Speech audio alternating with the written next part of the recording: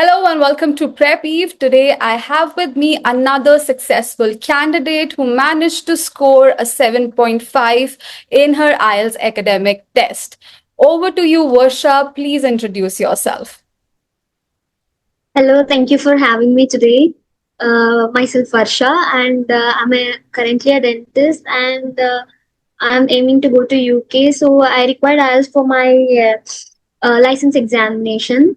So I required an IELTS band of 7. I'm happy to say that I have scored a little bit more with an overall band of 7.5. That's pretty much about me.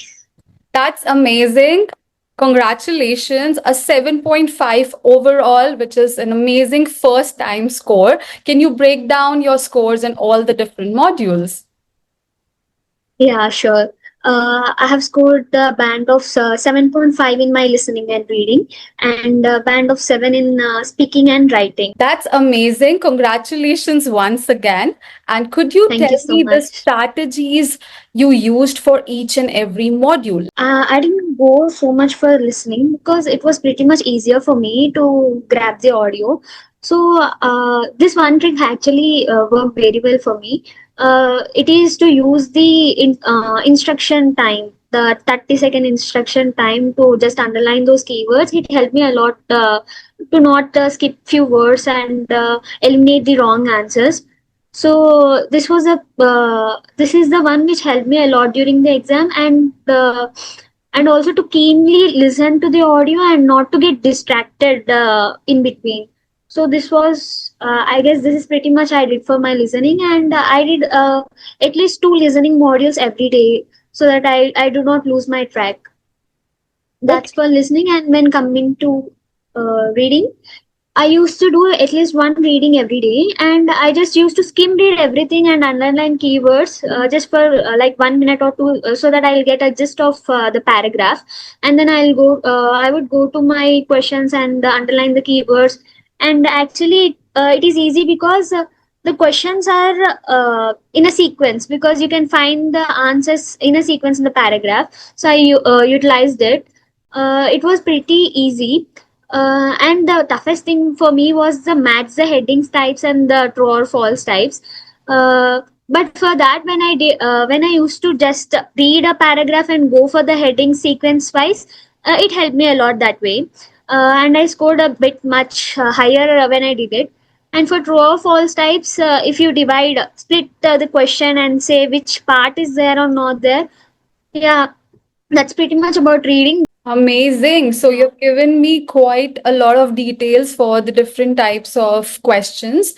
And before we move to writing and speaking, I would just like to summarize whatever Varsha mentioned. So something that a lot of students miss out on is the 30-second period that you get before the listening test, wherein the audio is basically telling you the instructions. You can utilize that time to go through the question, underline the keywords, and then be prepared and be alert to hear them or their synonyms. So that is a very good exercise, and I'm glad you were able to make the most out of those 30 seconds. And the other things are pretty obvious: to not get distracted, which is only possible if you practice in the same environment as you would be taking the test in. So if you are taking the test using headphones, you should be using headphones at home as well. You should ensure that your study room is locked and there's no one around you, there's no disturbance, and you should be mentally prepared to take the test in the same manner that you would be taking it in the examination hall.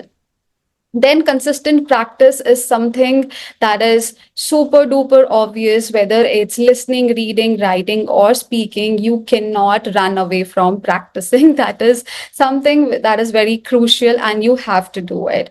For reading, she mentioned that she would skim read, which means that you do not have to read each and every word, you do not have to understand each and every sentence.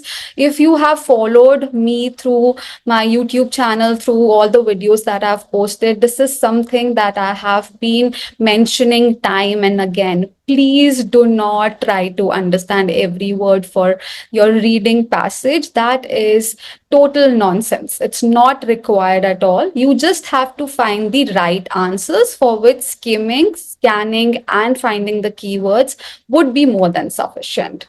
And then, of course, the specific strategies that Varsha mentioned for match the headings and true, false, and not given are wonderfully utilized by her. You can also find those strategies in the videos on our YouTube channel.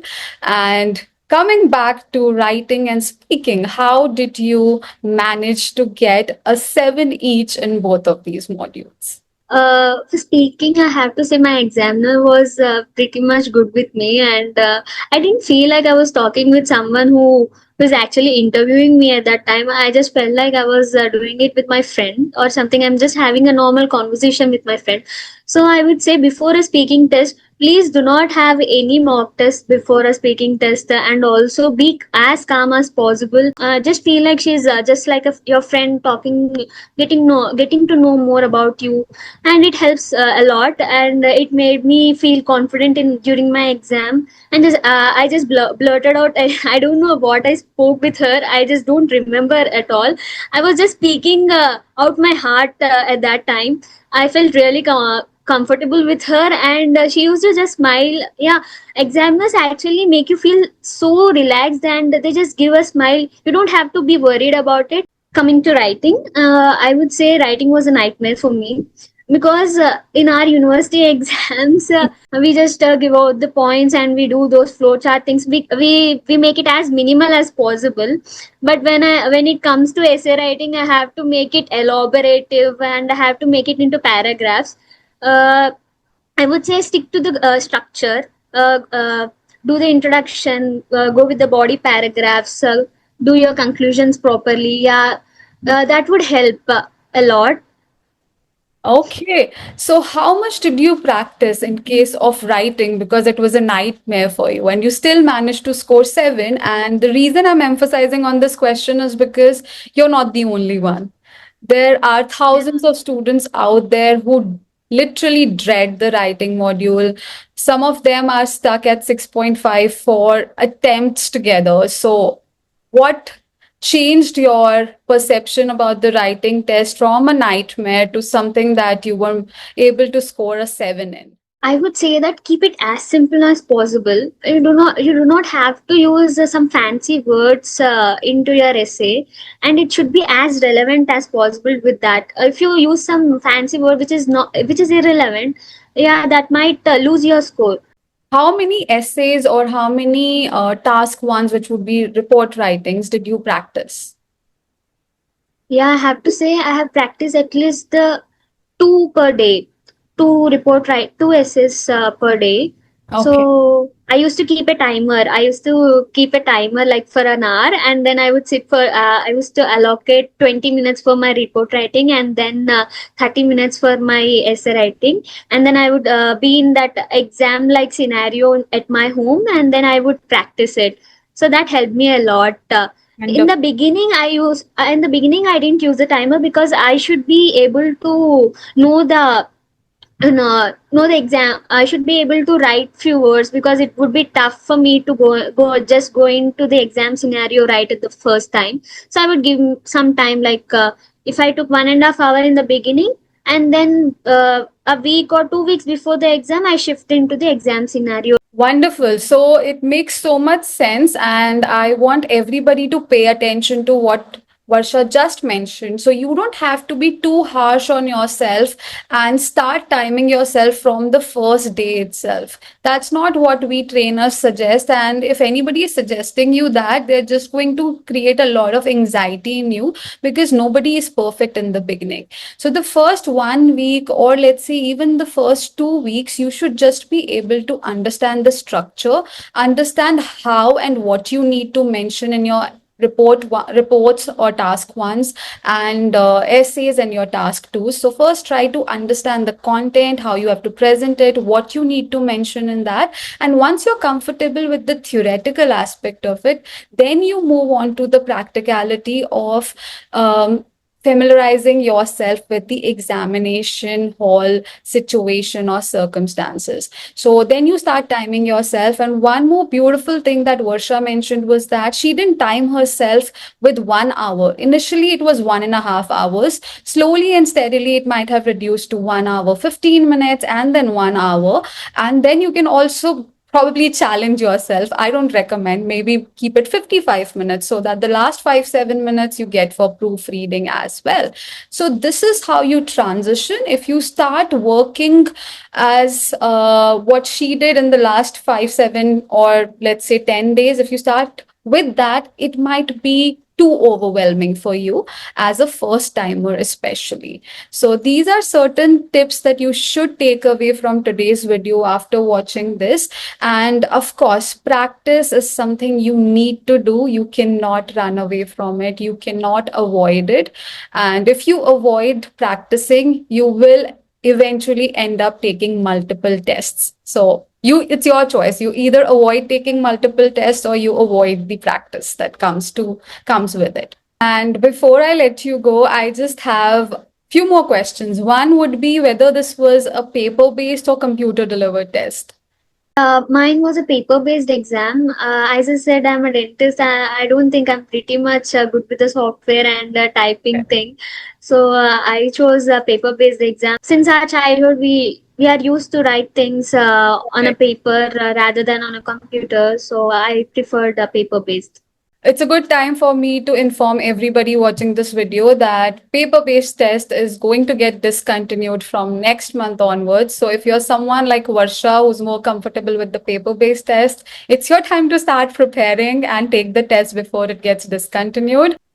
Okay, a lot of students are curious about is the preparation time. So how much time do you think a student should take to prepare for the test, and how much time did you take? Personally, I just took 1 month time for my preparation. I guess it is pretty much enough because if you see, it's just a language test, and you should not be preparing so much for it. You already know, you have been through the curriculum since your childhood, and I guess it would be pretty much easier. You just need to know some tips and tricks during the exam, and that would pretty much help you to score a 7 or a band 7 or 7.5. Okay, thank you for saying that, because a lot of inquiries come to us and they say that, ma'am, your course is too short. It's just for just for 1 month, and so institutes are offering for 6 months, 4 months, 8 months, and that's what I tell them at that point as well, that it's not a new language. You have done your studies some 15 or let's say 17 years you've studied in the English language, and if you have studied so much, you obviously have some hold, some command over the language, and we are just here to guide you, give you the right direction, give you the feedback so that you improve in the certain aspects that the IELTS examiner is evaluating you in. So the IELTS examiner is not randomly evaluating you on factors that you don't know about. There are just 4 factors in case of writing, and similarly 4 factors in case of speaking. If you know those 4 factors, and if you get the right feedback, you get the strategies on how you can improve on those 4 factors, you're good to go. 1 month is more than sufficient, provided you practice and follow the strategies that are given to you by your respective trainers. Anything else, Varsha, that you'd like to share as a tip or as a suggestion with the future aspirants? This is my first attempt, and I felt really stressful a week before my exam. And have a support system for you. You like have your close friends. My parents have helped me a lot at that time. They have supported me, and and keep practicing, as you said. This will help a lot, and it's just a phase. You'll go through it, and just a day before exam, please be calm. Thank you so much, Varsha. Those were really insightful information that you shared, insightful tips that you shared with us.